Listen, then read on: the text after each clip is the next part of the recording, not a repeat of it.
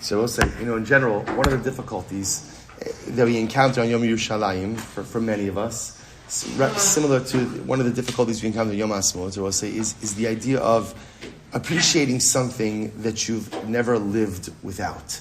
So Yom Yerushalayim is a little bit different, right? Because Yom Yerushalayim is much more contemporary for many, right? So many know a world in which Klal Yisrael did not have shlita, did not have control over the holy city of Yerushalayim. So we'll say, what is it exactly that we're celebrating? So obviously on the most basic level, we're celebrating the fact that Baruch Hashem in 1967, right, 57 years ago, we were Zoche Baruch Hashem to reclaim Jewish ownership over Yerushalayim. To be able, as we said before, to say the words Harabayis Biyadenu, right? That literally, again, the Temple Mount, and even to recognize today, that as much as it is not yet our Beis HaMikdash that stands on the site, the holy site on the Harabayis, but nevertheless, there's Jewish autonomy over that site, right? There's a Jewish army that patrols that site. And at the end of the day, it is Mamish Biyadenu, is within our hands. But on a deeper level, what it comes down to in Yerushalayim is something I think much more profound. There's a beautiful Mishnah in Pirkei Avos. The Mishnah says this is in Perek Hey, Mishnah Hey. Perek Hey, Mishnah Hey. So the Mishnah says, Asara Nisim Nasu Lavosenu Beis HaMikdash. There were 10 miracles that happened to our forefathers in the Beis HaMikdash. And again, the Mishnah goes through a whole list. The last of the miracles was, V'lo Amar Adam Tzarli Hamakom Sha'alin B'Yerushalayim. It's beautiful. A person never said that there's not enough space for me to stay in Yerushalayim. Okay? So again, the Pashas, Rabbeinu Yonah, Rashi, Bartanur explained that what's referring to is during the Regalim, right? Because think about this just a moment. Pesach, Shavuos, Sukkot, everyone is converging on Yerushalayim. So how do you fit the entire population of Klal Yisrael into a city, into one city? So the Mishnah seems to indicate that Halacha L'maaseh there was a miracle that a person never said, no one ever said, there's no place for me to sleep, there's no place for me to be. There was a miracle that Yerushalayim somehow had space for everyone. What's beautiful about this, so again, you could look at this as a miraculous idea, and this almost fits in line, it almost seems to be connected to the miracle that in the Beis HaMikdash, Omdin Sefufim, people would stand packed shoulder to shoulder, U'mishtachavim Revachim. When they prostrated themselves, there was space for everyone to prostrate. So it sounds like what the Mishnah is saying is the same way that somehow in the Beis HaMikdash, there was an expansion of geographic area. Somehow, on a miraculous level, to allow bowing down. So too in Yerushalayim, somehow, the city itself expanded to be able to go ahead and accommodate everyone. The Chassam Sofer says something amazing. The Chassam Sofer says, no, there wasn't a miracle. He says Yerushalayim was jam-packed. It was jam-packed. So what does the Mishnah say? V'lo amar adam tzali hamakom. No one ever complained. No one ever complained that there was too much traffic in Yerushalayim. No one ever complained that it's too crowded by the Beis HaMikdash. No one ever, again, was it crowded? Absolutely. Were there traffic jams? Absolutely. Did you have to wait online in every single place? Unequivocally, yes. V'lo amar adam tzarli hamakom. No one ever complained about this dynamic. So what's the pshat? Jews not complaining? Right? Jews not complaining, especially on our side.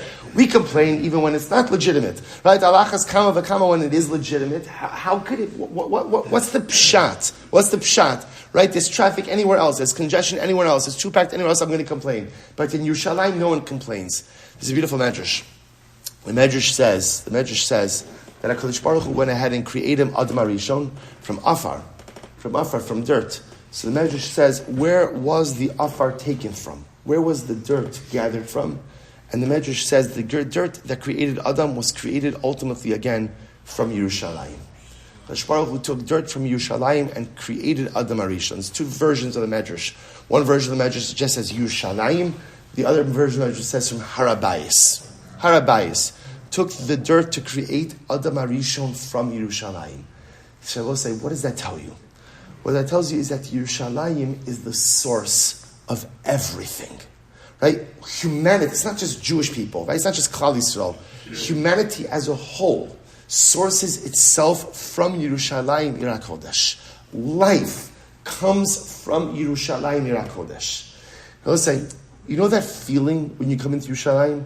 You know, if you're driving into Yerushalayim and you see that big sign, Bruchim Habayim Yerushalayim, right? You come into see what's the feeling that sweeps over you? What's the feeling? It's a feeling of tranquility, right? Why? What's the tranquility, right? Because there's going to be snarling traffic, right? And there's going to be all this stuff, and there's going to be crazy. So what's the tranquility? It's the tranquility of coming back to the source. When you come back to the source of something, it's kind of like, when you're an adult and you go home, right? Maybe you get to visit your parents and you go home. There's a certain tranquility of walking into the home in which you grew up in. There's a certain tranquility about going back to your source. When a Jew goes back to Yerushalayim, Yirakovish, I'm going back to the source. Now let's say this is why. A person davens, has the schus to go Shabbos night, to daven at the kosel, especially Friday night. You go to the kosel Friday night. Now let's say, if there's one thing you could count on when you go to the kosel Friday night, what is it? You are going to get shoved, jabbed, pushed, moved, and everything else. Right? Let's say, if you were standing in shul, right, and you're in the middle of Shemona Esrei, and somebody were essentially to check you, as if they were playing hockey with you, right? Somebody were to, push, check you, right? You wouldn't be, shkaya, right? I get Shabbos, right? It's not, let's say you'd be pretty annoyed, and by the way, understandably so. Say, come on, what's the matter with you? Watch where you're going. And yet again, I'll say something interesting. It's almost like when you daven by the kosel, it's almost as if what you do is, I think it's even subconscious, you relax your body a little bit so that you're a little bit more Gumby-ish, you're a little bit more malleable, right? Say pushed over here, pushed over there, right? I'm a little more flexible so that I can almost move with the waves of the people. Why is it so easy for me to do that there and yet so difficult for me to do that elsewhere? And the answer is because I'm back where I'm supposed to be. Yerushalayim is where we're supposed to be. Yerushalayim is the source of everything. Yerushalayim is where it all began, not just for Klal Yisrael, but where it all began for all of humanity. Yerushalayim is the place from where we were created. And therefore, I will say for many of us, the only place where we experience true life tranquility is in Yerushalayim. Because that's home. That's the beginning. That's the source. So I'll say, so what do we celebrate on this Yom Yerushalayim? Again, like I always say with these days, however you want to celebrate it, that's between you and HaKadosh Baruch Hu. But just understand what we are celebrating.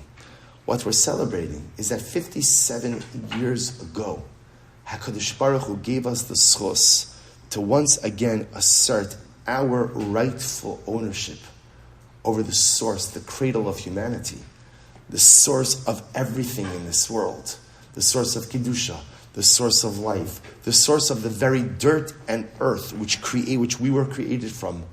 All of that comes from our holiest of cities. So I will say, we should make sure to say, Hodu Hashem ki tov ki le'olam chasdo. Because when you're reunited with your source, there's a certain power, there's a certain energy, and yes, I would say there's a certain tranquility that comes as a result of that. We are a different people now that we have Yerushalayim. We are a different nation now that we have Yerushalayim.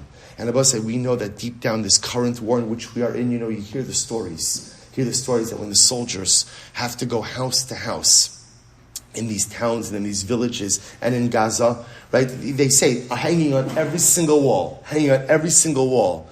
is a picture of Al-Aqsa, is a picture of Yerushalayim. This is not a war over Gaza, and this is not a war over Rafah. This, at the end of the day, this is a war like every other war over Yerushalayim. Because I will say, what the war is always about is Yerushalayim. Because at the end of the day, what everyone wants is to control that beginning, is to control that source, is to control that place from which mankind was created, because the world recognizes the power and the energy that is contained in that place. And we are Zocha, that the Ribono Shel Olam gave it to us. He gave it to us thousands of years ago. He re-gave it to us 57 years ago. And we should be Zocha Mirz Hashem, to be proper guardians, to treat it with respect, to treat it with Kedusha, to build it up to the best of our ability, and most of all, we should be Zocha Mirz Hashem, to see the source rebuilt into what it truly could be. The home of our third Beis HaMikdash, the home of Klal Yisrael, May we zocha Meretz Hashem to come together with our families, with our friends, for Aliyah Beregel. May we zocha Meretz Hashem to bask in the beautiful glory of our third base of Mashiach, with Tchias HaMesim, Mihir Rabbi Amenu. Amen.